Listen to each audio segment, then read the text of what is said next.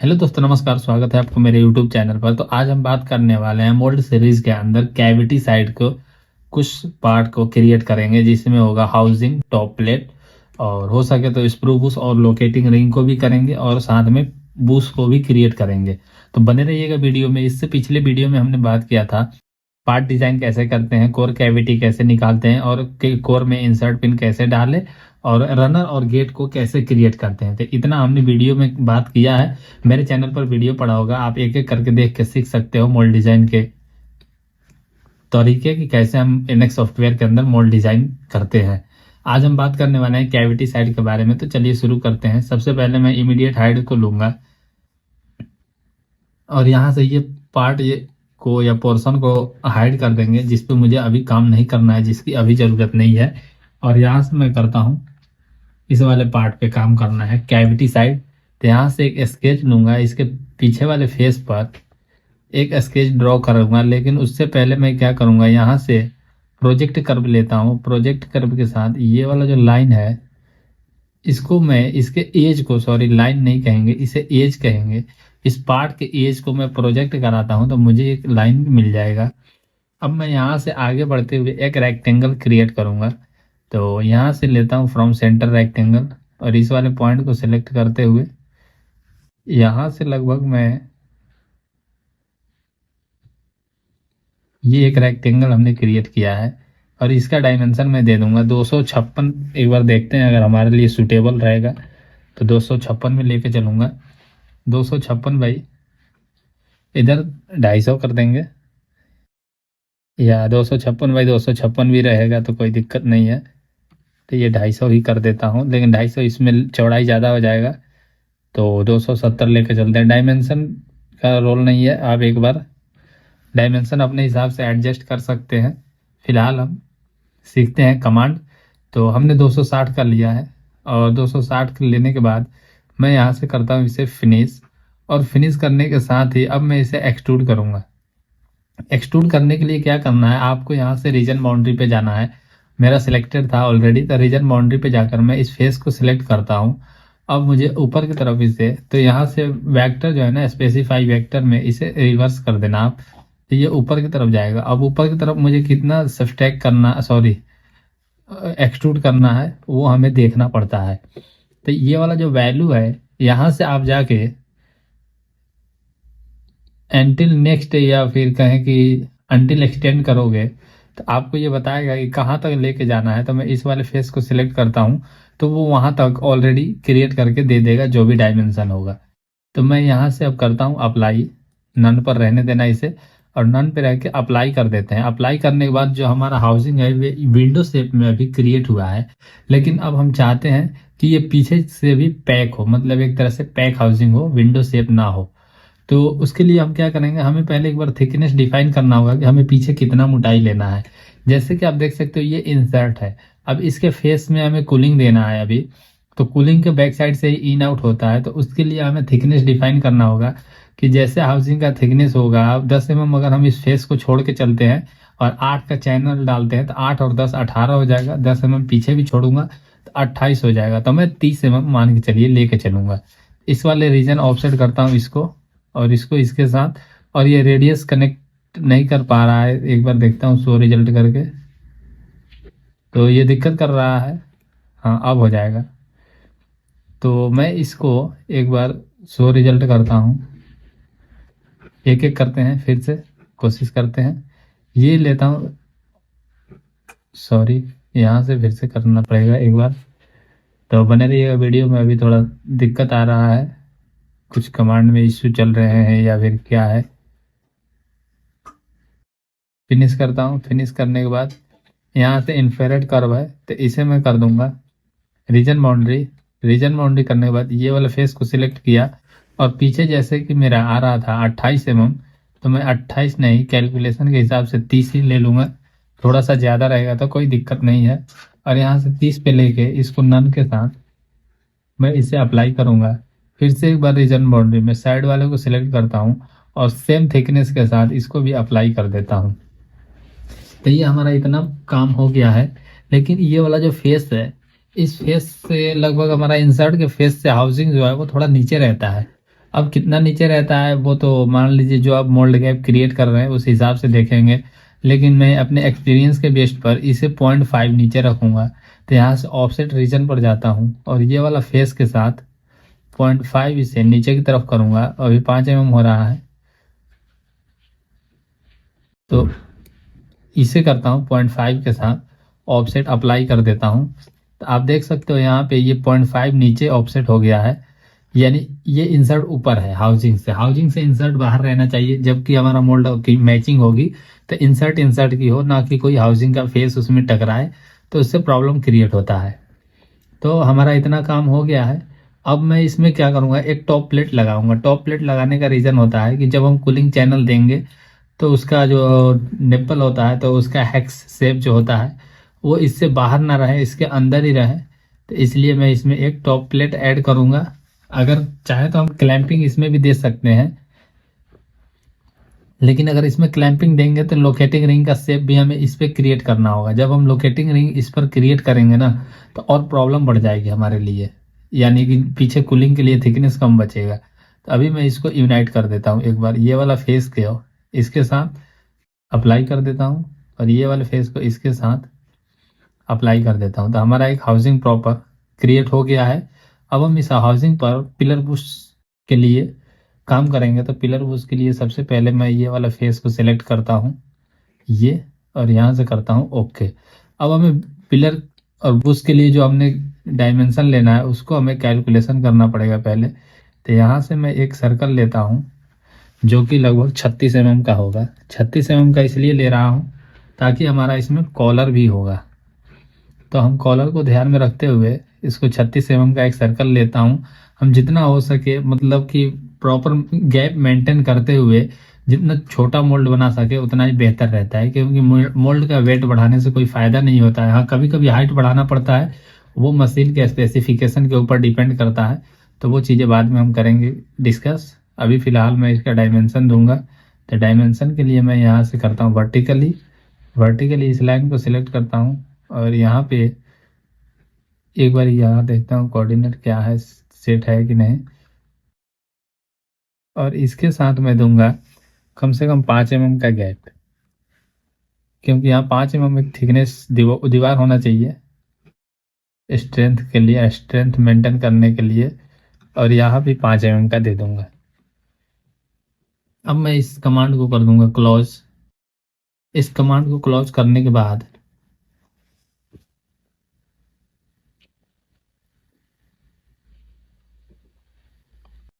अब मैं इसे करूंगा, सॉरी, एक बार इस डाया को हमें कम करना चाहिए। तो मैं इस पर डबल क्लिक करता हूँ, सॉरी 1 मिनट, ये जो डायमीटर का डायमेंशन है इस पर डबल क्लिक करके मैं इसे कर देता हूँ 32 का, यानी 32 का लेके चलते हैं। 32 पे काम करेंगे तो काफ़ी इजी होगा हमारे लिए, क्योंकि हम एक भी स्टेप अगर गलत ले लेते हैं ना तो फिर हमें आगे चल के बहुत प्रॉब्लम होने लगता है। इसलिए ध्यान रखें कि आप पहले का काम पहले करें और बाद का काम बाद में हो तो ज़्यादा बेहतर रहेगा। नहीं तो एक प्रॉब्लम होगी ना, सारा मैटर खराब हो जाएगा, फिर से करना पड़ता है हमें। तो इसमें ज़्यादा समय लॉस होने लगता है और सामने वाले के तरफ हमारा इंप्रेशन काफ़ी गलत जाता है कि हम एक चीज़ को बनाने में इतना टाइम लगा रहे हैं। इसलिए कोशिश कीजिएगा आप कि मिस्टेक कम हो। होता है मिस्टेक, ऐसा नहीं है कि एक बार में कोई चीज़ हो जाता है, पर मिस्टेक कम हो ये चीज़ ध्यान रखिएगा। अब हमने यहाँ से इसको थोड़ा एक बार और से करना है। मैं इसे यहीं पे मिरर कर दूंगा, कर्व को ही। फीचर्स मिरर करने की ज़रूरत नहीं है। यहाँ कर्व पे जाता हूँ, ये वाले फेस को सिलेक्ट करके यहाँ सेंटर लाइन दे दूंगा मैं ये, और यहाँ से अप्लाई कर दूंगा। फिर से एक बार ये दोनों को सिलेक्ट करता हूँ और सेंटर लाइन में ये वाला उठाकर यहाँ से अप्लाई करता हूँ तो हमें ये कर्व मिल गया। अब इसे हम करते हैं फिनिश करने के साथ अब मैं यहाँ एक्सट्रूड पर जाता हूँ, रीजन बाउंड्री को सिलेक्ट करूँगा और रीजन बाउंड्री के साथ सिलेक्ट करते ही मैं इसे यहाँ से रिवर्स डायरेक्शन दे दूंगा। रिवर्स में मुझे जाना कहाँ तक है, तो अनटिल एक्सटेंडेड करके जो होगा यहाँ पर जाकर इस फेस को सिलेक्ट करूँगा तो ये यहाँ तक जो है हमारा वो एक्सट्रूड होगा। तो मुझे एक्सट्रूड नहीं से सब्सट्रैक्ट करना है, तो बॉडी सिलेक्ट करेगा तो हम ये वाले बॉडी को सिलेक्ट करेंगे और इसके साथ इसे अप्लाई कर देंगे। तो ये हमारा इसमें से सब्सट्रैक्ट हो चुका है। अब सब्सट्रैक्ट हो गया है तो अभी हम इसमें आगे काम करेंगे। आगे काम क्या करना है, हमें इसमें बुश बनाना है। तो बुश अभी जो हमारा ये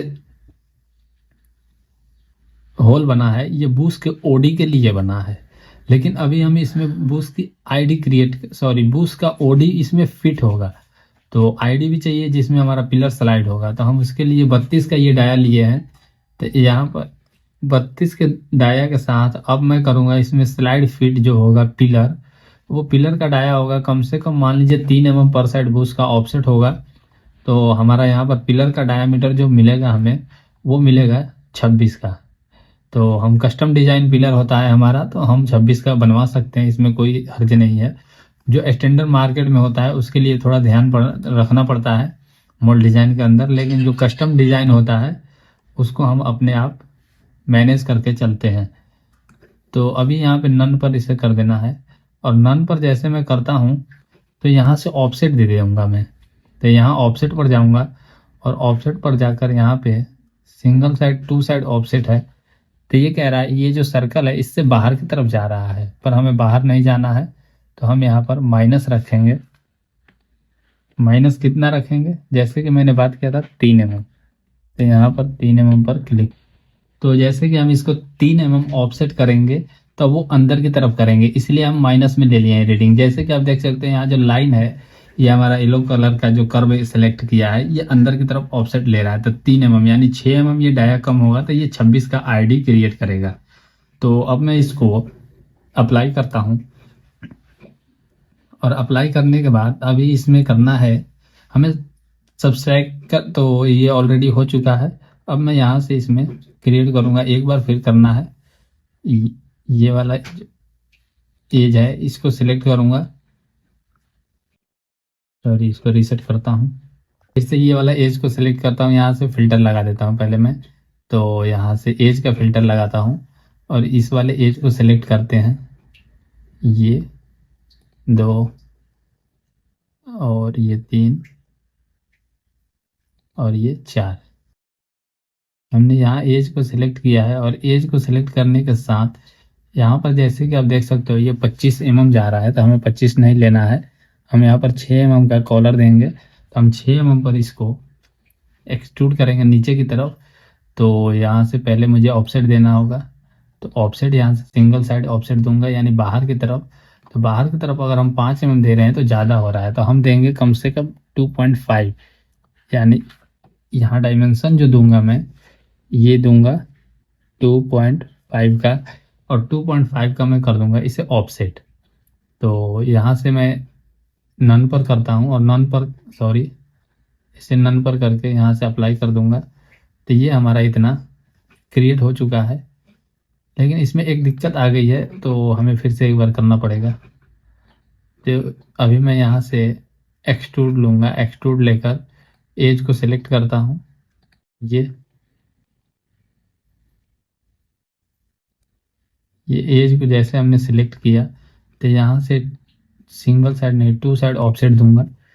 तो यहाँ पे आप देख सकते हो ये बाहर की तरफ ऑफसेट ले रहा है, अंदर अंदर खाली है फेस।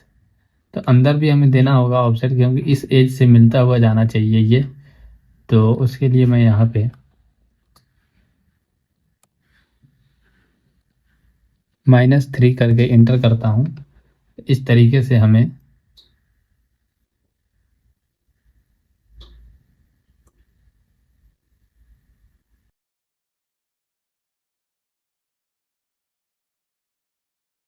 अब इसे अप्लाई कर देते हैं।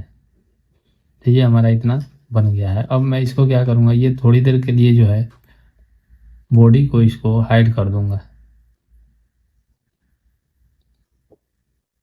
अब बॉडी को हाइड करने के साथ ये वाला जो फेस हमें मिला है बनकर, तो ये सबको मैं यूनाइट करूँगा। तो यूनाइट करने के लिए आपको पता है यहाँ पर यूनाइट का ऑप्शन है, इसमें जाना है, एक एक को सिलेक्ट करके अप्लाई कर देना है। ये वाला हमने सेलेक्ट किया, दूसरा ये, और इसे कर दिया अप्लाई। फिर से एक बार इसे सेलेक्ट करता हूँ, फटाफट इसे करके हम अप्लाई कर देंगे और ये यूनाइट हो जाएगा एक दूसरे से। कॉलर इसमें यूनाइट हो गया। अब मैं यहाँ से एक बार इसका कलर चेंज कर दूंगा ताकि ये यूनिक दिखे, तो हमें समझ में आ जाएगा कि हाँ ये बुश का है इस टाइप का। तो यहाँ से मैं जाता हूँ, ये सारे ऑब्जेक्ट को सिलेक्ट करता हूँ, एक कर्व भी सिलेक्ट हो गया है। फिर से कट करके फिर से सिलेक्ट करते हैं ये वाला पार्ट, ये वाला पार्ट और ये वाला पार्ट को सिलेक्ट करता हूँ। और ये पार्ट सेलेक्ट करने के साथ ओके करते हैं। ओके करके यहाँ से एक कलर अप्लाई कर देंगे, ये कलर दे देता हूँ और ओके कर देता हूँ। तो हमारा ये कलर मिल गया है। अब यहाँ से नीचे जाता हूँ और ये वाला जो एक्सट्रूड है इसको शो करता हूँ। तो हमारा बॉडी यहाँ पे आ गया है। अब मैं इसमें से इसे सब्सट्रैक्ट करूँगा। तो होम टैब पर जाऊँगा, होम टैब पर जाकर सब्सट्रैक्ट पर ये वाला बॉडी को सिलेक्ट करना है और उसके साथ टूल बॉडी ये रहेगा। तो ये जो टूल बॉडी रहेगा इसको कीप रखना है। तो कीप टूल है ऑलरेडी, यहाँ से अप्लाई कर देता हूँ। ठीक है, हमें यहाँ पर बुश क्रिएट हो चुका है हमारा। अब बुश जैसे इसमें क्रिएट हो गया है तो अब एक और काम करेंगे, यहाँ से फटाफट एक बार इस जो ऑब्जेक्ट है बुश, इसे मैं हाइड करता हूँ और रीजन ऑफसेट पर जाकर ये वाले फेस को सिलेक्ट करके पीछे की तरफ ऑफसेट दे दूंगा। यहाँ 0.5 का हम गैप क्रिएट कर देते हैं ताकि जो हमारा फिटमेंट होता है वो नीचे होता है, ना कि ऊपर वाले में। तो कॉलर को हम फ्री रखते हैं। तो यहाँ से हमें 0.5 देना है।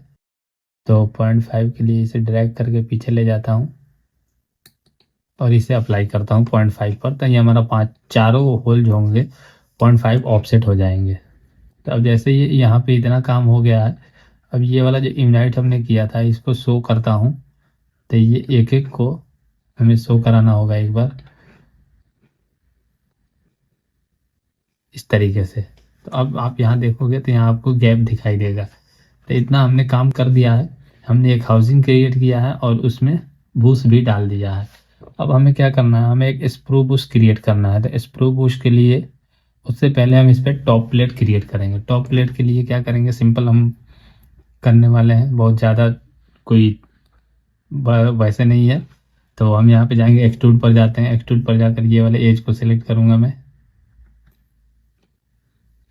ऊपर वाला कोशिश करना कि ऊपर वाला एज सेलेक्ट हो और इसे लगभग 30 mm या 25-30 mm के एक प्लेट क्रिएट करूँगा और इसे कर दूंगा नन पर अप्लाई। नन पर अप्लाई करने के बाद एक बार ऑफसेट पर जाऊँगा और पहले मैं पोजीशन देखूंगा, इंसर्ट का पोजीशन क्या है। तो ये चेम्फर वाला ऊपर रहेगा हमारा, ये शार्प कॉर्नर, क्योंकि यहाँ पे मैं रिस्पेक्ट में चेम्फर लगाऊंगा। तो इस वाले फेस को सिलेक्ट करूंगा और यहाँ पे ये, और इसे मैं करूंगा 25 mm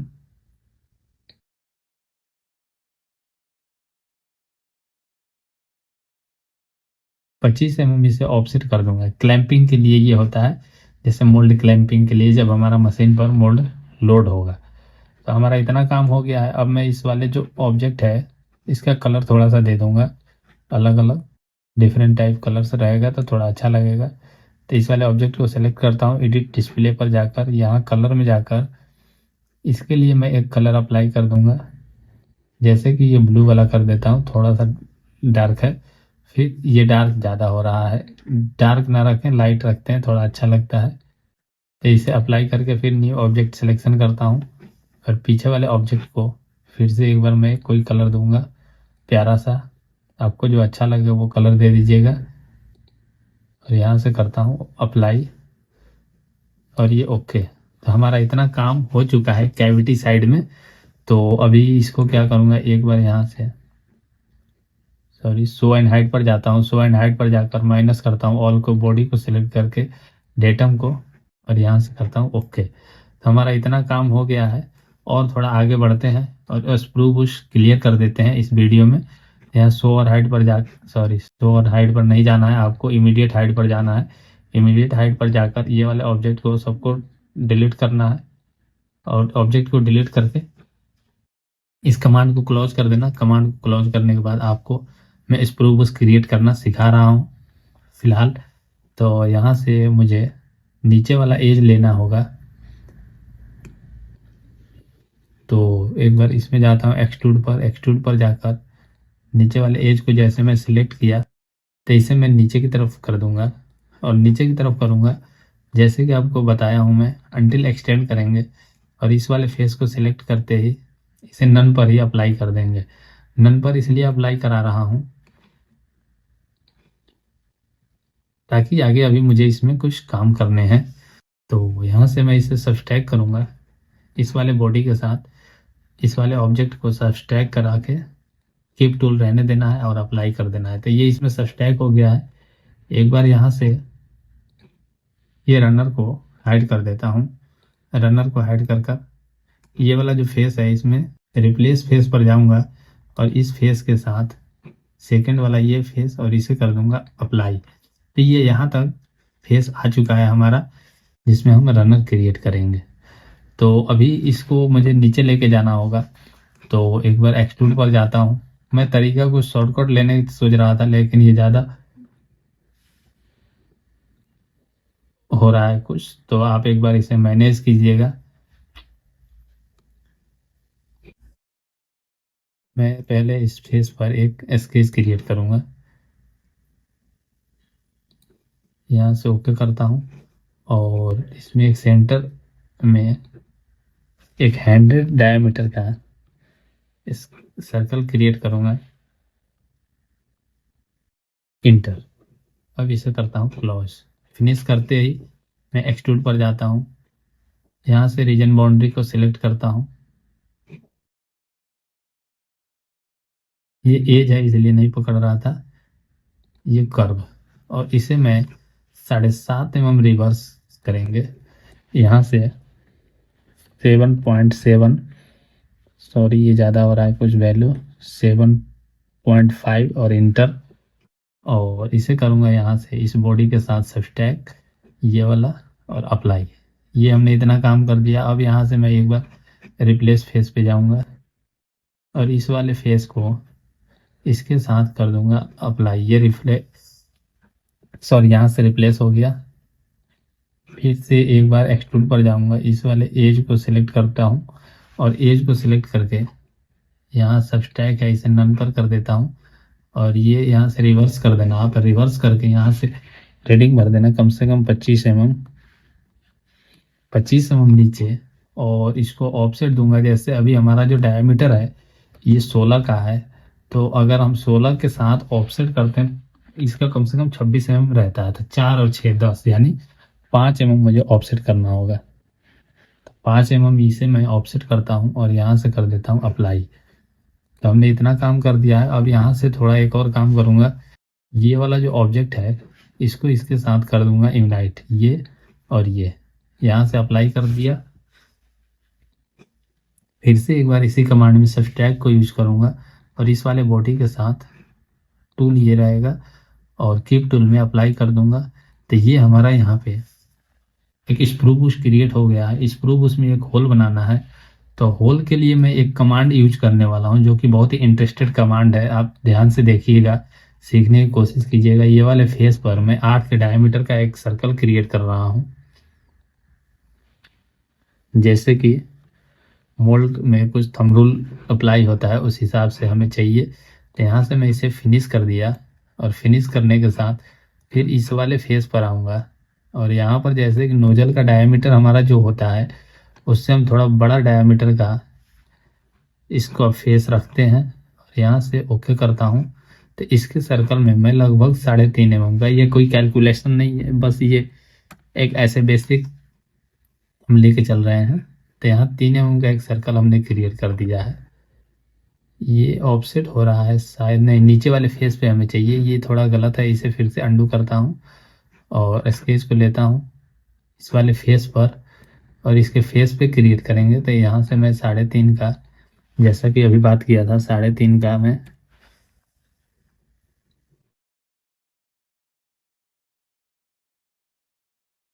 एक सर्कल लेके इसे फिनिश कर दिया। अब यहाँ पर हम क्या करने वाले हैं आप देखना।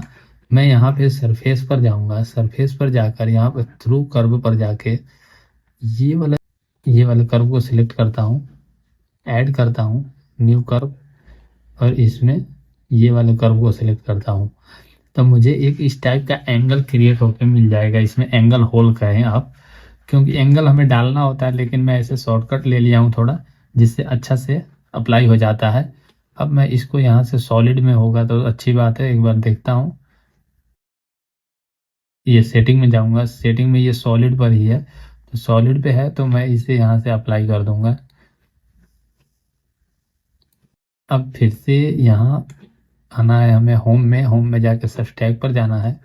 इसमें ये वाला बॉडी है और एक टूल बॉडी ये वाला होगा और यहाँ से इसको अप्लाई कर दिया, ये इसमें सबस्ट्रैक हो गया। तो ये एक है रनर का पार्ट। तो रनर का पार्ट है तो हमें इसे रनर में जोड़ना होगा। तो इसके लिए मुझे रनर को एक बार लेके आना होगा वापस। तो यहाँ ढूंढना काफ़ी मुश्किल है कि रनर कौन सा है। एक बार ट्राई करता हूँ, ये तो नहीं है।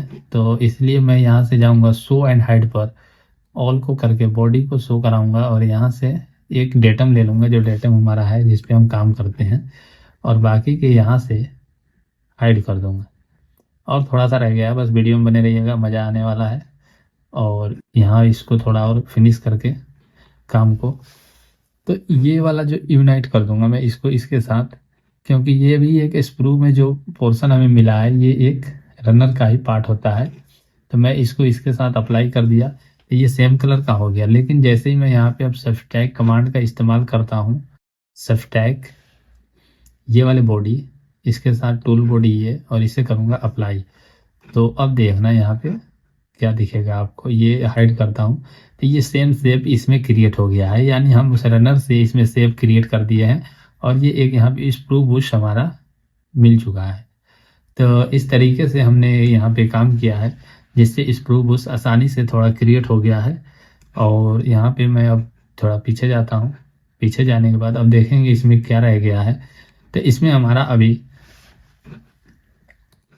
ये वाला जो पार्ट है इसका एक कलर दे देता हूँ मैं प्यारा सा, अपने हिसाब से आप चेंज दे सकते हैं कलर। इसे कर देता हूँ अप्लाई और ये ओके करता हूँ।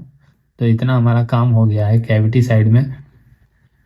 और इससे अब करते हैं थोड़ा हाइड कुछ, यहाँ से मैं इसे हाइड कर दिया। हाइड करेंगे तो आप देख सकते हैं ये वाला जो ब्लू है ये ब्लू मेन हाउसिंग है। तो इस पे ये जो है हमारा स्क्रू रेस्ट कर रहा है और मैं चाहता हूँ कि टॉप प्लेट में गाइड करे, बेशक उस पर रेस्टिंग हो इसका, उससे कोई दिक्कत नहीं है हमें। तो हम इसमें एक डी शेप देंगे। तो डी शेप के लिए हम क्या करेंगे, इस वाले फेस को सिलेक्ट करूँगा और सॉरी यहाँ स्केच पर जाऊँगा और इस वाले फेस को सिलेक्ट करके ओके करता हूँ और यहाँ से जाता हूँ मैं प्रोजेक्टेड कर्व पर और इस वाले एज को प्रोजेक्ट कराता हूँ और यहाँ से कर देता हूँ कट। फिर एक लाइन कमांड लूँगा, इसके मिड से ये यहाँ से मैं एक 2 mm का लाइन लूँगा और इंटर करता हूँ। क्लिक करते ही हमें 2 mm का लाइन मिल जाएगा। फिर से उसी लाइन कमांड के मदद से इधर एक लाइन क्रिएट करूँगा स्ट्रेट लाइन, फिर यहाँ से एक इधर मैं शॉर्टकट में डी क्रिएट करना चाहता हूँ और कुछ नहीं। और यहाँ से क्विक ट्रिम करके ये वाले पार्ट को और ये और यहाँ से ये इसको मैं ट्रिम कर देता हूँ। फिर करता हूँ इसे फिनिश। जैसा कि मैं इसे फिनिश किया, फिनिश करने के बाद एक्सट्रूड पर जाऊँगा, रीजन बाउंड्री और रीजन बाउंड्री में ये फेस और ये फेस, यहाँ से रिवर्स इसे करता हूँ अनटिल नेक्स्ट। तो वो वहाँ तक पकड़ लेगा, इसे अप्लाई कर देता हूँ और ओके करता हूँ। यूनाइट पर जाऊँगा और इसे कर दूंगा इस वाले पार्ट के साथ यूनाइट, क्योंकि इसी का पार्ट होने वाला है। अब मैं यहाँ पर स्क्रू बुश को लेकर आऊँगा, अपना जो मेरा स्क्रू बुश था। तो स्क्रू बुश इसमें एक बार देखूँ यहाँ से, सो ये स्क्रू बुश मिल गया हमारा। अब मैं स्क्रू बुश को इससे सबस्ट्रैक्ट कर दूंगा। ये वाले बॉडी को मैं सेलेक्ट किया, कीप टूल हमारा ये होने वाला है, नहीं सॉरी यहाँ से फिर से करता हूँ। ये वाला बॉडी कीप टूल हमारा ये होने वाला है क्योंकि ये इसमें से कटिंग करेगा और यहाँ से कीप टूल रहने दूंगा ये और इसे कर दूंगा ओके। तो ये जो हमारा स्क्रू उसमें आप देखोगे तो डी शेप मिल गया होगा कट के। ये इस तरीके से हमने इसमें डी क्रिएट किया है। अब मैं यहाँ से जाता हूँ शो और हाइड पर, एक बार फिर से शो और हाइड करके बॉडी को शो करता हूँ और ये डेटम को, बाकी चीज़ों को हाइड कर देता हूँ। तो आप देख सकते हो अभी हमने कैविटी साइड में कुछ काम किया है जिसमें ऑलमोस्ट टॉप प्लेट और हाउसिंग और लोकेटिंग रिंग का शेप क्रिएट हो चुका है।